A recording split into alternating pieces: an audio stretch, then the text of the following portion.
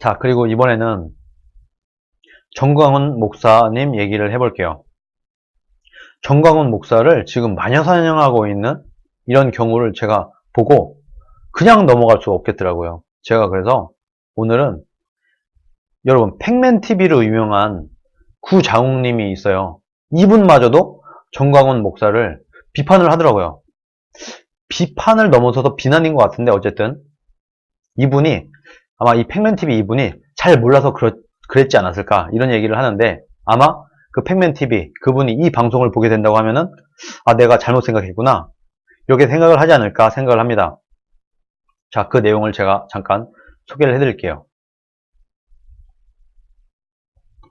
이게 말 그대로 팩맨의 구장우님 이 분의 페이스북이에요. 이것도 꼴의 목사라고 수금하니 째지나 보다. 정광훈 그러더니 왜 그러는지 알겠다. 손석희가 신났다고 퍼나른다. 뭐 미꾸라지 하나 때문에 엄청나게 힘 빠진다. 주머니 다 털면 하나님이 좋으대? 뭐 이런 식으로 얘기를 하고 있어요. 뭐 이분이 저는 개인적으로 뭐 팩맨TV 가끔 보면 굉장히 웃기고 재밌고 뭐 풍자가 있고 이런 방송이지 않습니까? 그래서 저도 꽤 괜찮은 채널이라고 보고 있는데 이분이 좀 실수를 한 것 같아요. 이분이 지금 상황 파악을 잘못한 게 아닌가 이런 생각이 듭니다. 네, 이번희님 오셨네요. 네, 감사합니다. 오늘도 역시나 이렇게 인사 겸 해서 후원을 해주시고 계시네요. 자, 그럼 왜 팩맨이 열받았냐? JTBC에 이런 내용이 나왔다는 겁니다. 정광훈 목사님이죠. 오늘 정광훈 목사가 이런 얘기를 한 거예요. 오늘 이 행사 중에 가장 기쁜 시간이 돌아왔습니다. 무슨 시간이냐고요? 헌금을 하는 시간입니다. 헌금하는 시간. 우리가 다 주머니를 탈탈 털어서 하나님의 영광과 어쩌고저쩌고 하면서 이렇게 우리가 헌금을 해야 된다. 이런 식으로 얘기를 한 거예요. 이것을 JTBC가 JTBC의 손석희가 이렇게 얘기를 한 거죠. 이거를 보고 아마 이 팩맨이 뭔가 오해를 한 것 같습니다. 뭔가 생각을 잘못한 것 같아요. 근데 이 내용이 뭐냐? 여러분, 먼저 앞에서 설명을 드리자면 저는 무교입니다. 기독교인이 아니에요. 그래서 교회를 잘 몰라요. 그런데 제가 어떻게 하다 보니까 교회에서 목사님들의 설교라고 하나요? 연설이라고 하나요? 그거를 몇 번 들을 기회가 있었습니다. 그리고 제가 군대에 있을 때는 매주 교회를 갔어요. 그래갖고 뭐 전도사 이런 사람들의 말도 많이 들어봤고 유명한 교회, 소위 말하는 네임드 목사들이 있잖아요. 네임드 목사들의 뭐 연설? 설교? 뭐 이런 거를 제가 몇 번 들어본 적이 있는데 이게 기독교를 잘 모르는 사람들이 볼 때는요, 뭔가 기독교 하면은 되게 딱딱하고, 막 재미없고, 뭔가 되게 진중하고, 막 이렇게 기도할 것 같고, 약간 이런 생각을 갖고 있을 수도 있을 것 같아요. 아마 이 팩맨 이분도 이런 생각을 했을 수도 있다. 그런데 제가 아는 정말 재밌는 목사분들이 굉장히 있으세요.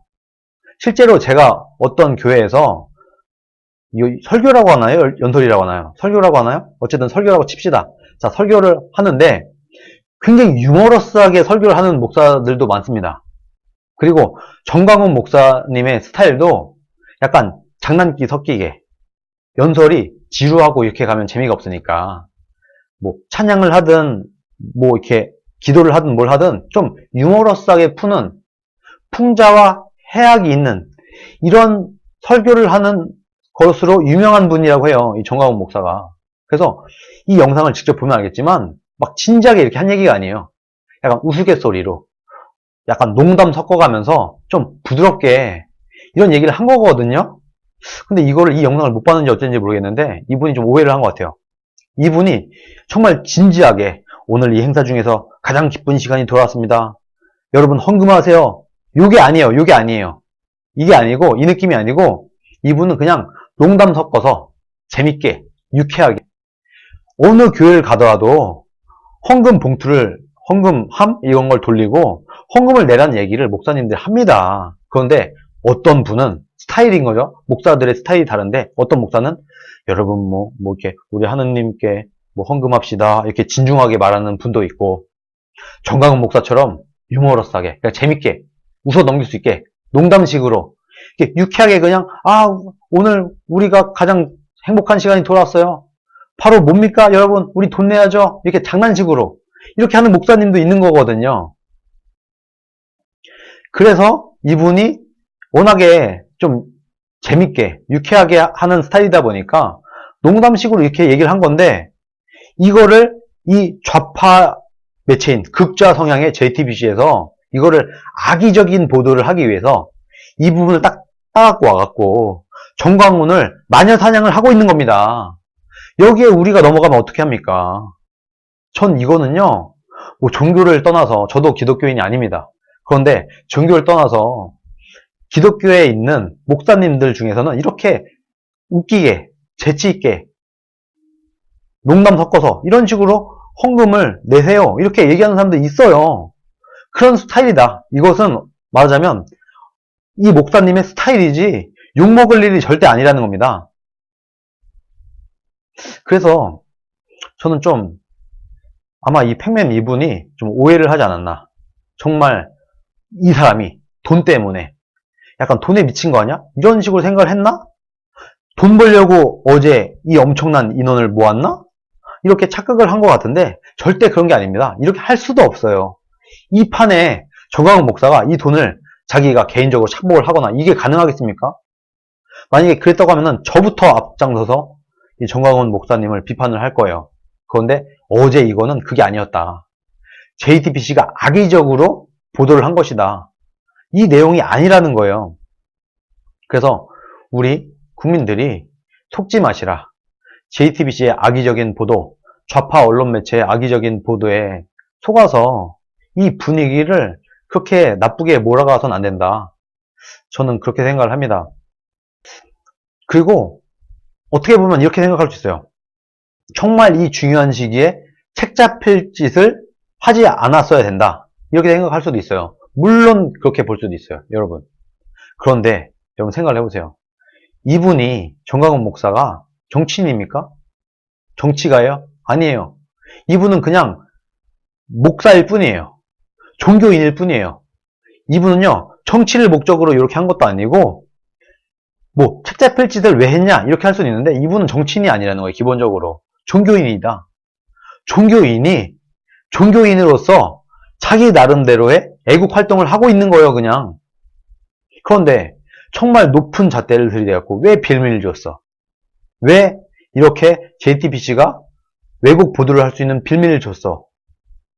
이렇게 해서는 안 된다는 겁니다. 예전에 그렇게 따지면 박근혜 전 대통령 같은 경우도 국정농단으로 이렇게 업어치기 할 수 있는 그런 빌미를 줬다. 그리고 솔직히 말해서요, 유튜브 하는 사람들 있죠. 유튜버들은요, 만약에 좌파들의 타깃이 되잖아요, 유튜버가. 그러면은 어떻게든 뭐가 책 잡힐 거 찾아갖고 이렇게 보도할 수 있습니다. 실제로 저도 그렇고, 제가 알기로는 이 팩맨 이분도 그렇고, 뭐 윤서인 작가도 그렇고, 수많은 유튜버들이 JTBC나 뭐 각종 종편에서 까였어요. 책 잡혀서, 빌미를 잡혀서. 그러면은 JTBC나 이런 데서 악의적으로 보도가 나갈 만큼 책 잡힌 유튜버들은 유튜브를 접어야 되나요? 그건 아니잖아요. 어떻게 말하다가 말을 정말 100점짜리 못할 수도 있어요. 그래서 어떻게 말하다가 좌파들이 책 잡은 걸 갖고 나서 잡고 그걸로 우파를 비판을 하고 이렇게 한다고 하면요, 살아남을 사람이 없습니다. 정치인이 됐든 유튜버가 됐든 뭐가 됐든 우파에서 활동하는 사람 중에서 살아날 사람이 하나도 없어요. 제가 볼 땐 그래요. 그래서 솔직히 어제 이 멘트는 그냥 농담식으로 우스갯소리로 분위기를 부드럽게 재밌게 이렇게 풀어낸 이런 일일 뿐인데, 이것을 좌파들이 좀 나쁘게 가져다 쓴 것이다. 그래서 제가 볼 때는 이 정광훈 목사님의 이 발언은 사실 욕먹을 만한 일은 아니었다. 저는 그렇게 보고 있습니다. 그리고 이분은 정치인이 아니다. 정치가가 아니다. 목사로서, 종교인으로서 충분한 자기 나름대로의 애국 활동을 하고 있는 분일 뿐이다.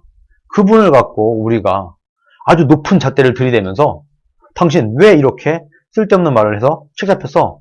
이렇게 말해서는 안 된다. 저는 개인적으로 그렇게 생각을 합니다. 그리고 이 내용을 이해를 한다고 하면은 그래도 지금 정광훈 목사를 비판하는 사람들 중에 상당수가 아, 그런 의미였구나 하면서 다시 좀 스탠스를 바꿀 수 있지 않나 이렇게 생각을 합니다. 그리고 여러분 또 이분이 또 되게 유명한 얘기가 하나 있더라고요. 제가 알아보니까 이분이 뭐 빤스 목사, 빤스 사건이 있었어요. 이 정광훈 목사가.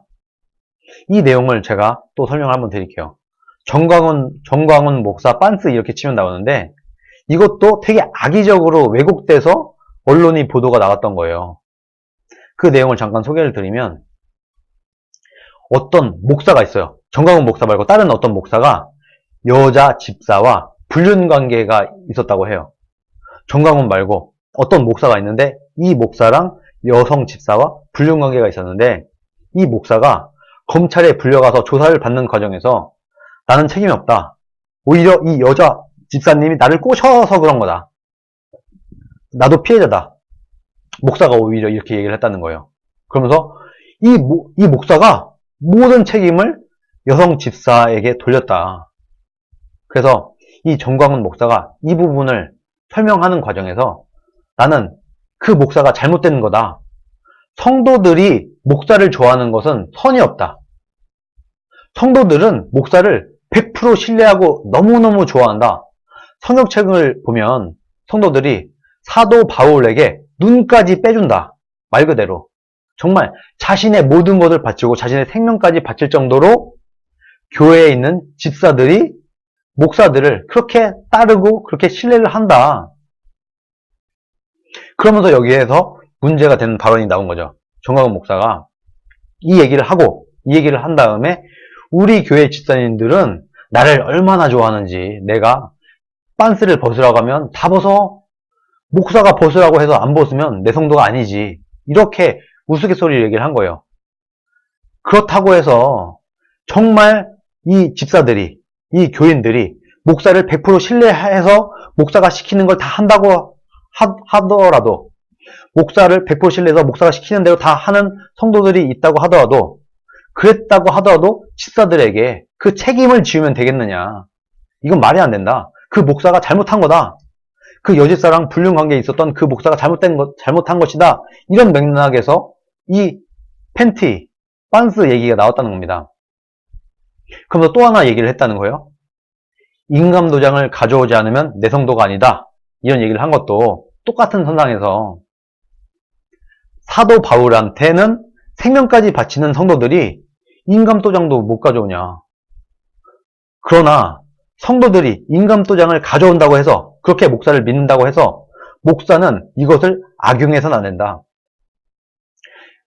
말하자면 정광훈 목사의 취지는 성도 중에서 집을 바치고 통장을 바치고 자기의 생명까지 바치는 이런 성도들이 있는데 이런 사람들을 이용해 먹고 이런 성도들의 신뢰나 이런 것을 이용해서 나쁜 짓을 하는 이런 목사들은 잘못된 거다. 이런 얘기를 하는 끝에 말하자면 비유하는 의미로 이 팬티 얘기가 나온 것이다. 이런 내용이었다는 겁니다. 이 내용을 다 알고 보면 이 얘기도 사실 정광훈 목사가 잘못한 얘기가 아니에요. 악의적으로 이 부분만 정광훈 목사가 성도들한테 팬티를 벗으라고 하면 팬티를 다 벗는다고 말했다. 이것만 똑 잘라놓은 거예요. 그러니까 얼마나 이상한 사람이 돼버려. 막 성도들 성추행하는 이상한 말도 안 되는 목사인 것처럼 모양이 나오지 않습니까? 그런데 실제로는 이게 아니라는 거예요.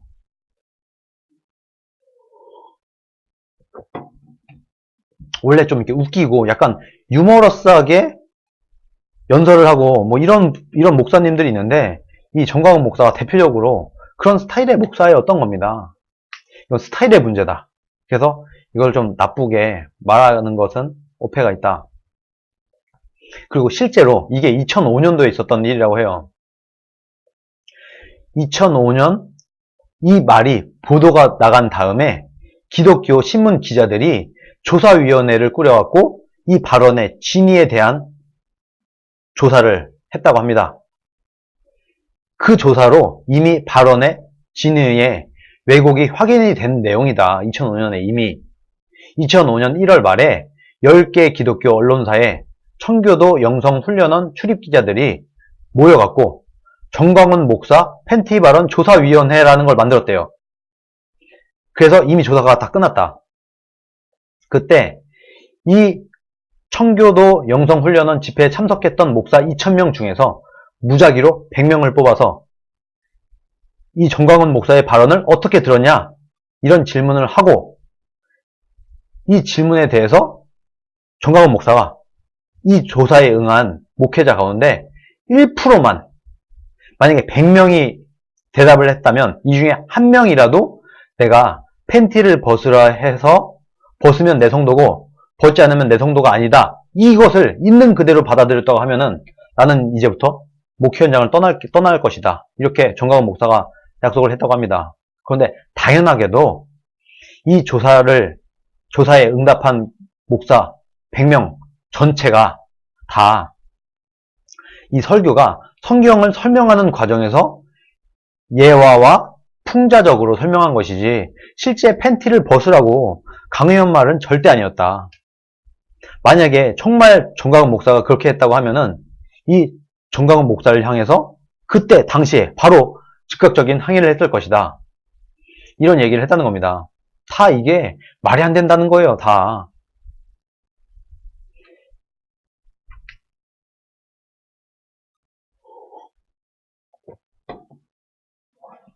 이런 오해가 있는데, 이런 오해를 어떻게 보면 이 팩맨 이런 분들도 그냥 있는 그대로 이 좌파 언론에 나온 이 기사를 그대로 받아들여서 정광훈 목사를 비판을 한 게 아닌가, 이런 생각이 들어서 좀 안타까운 마음에 제가 이 말씀을 한번 드려봤습니다.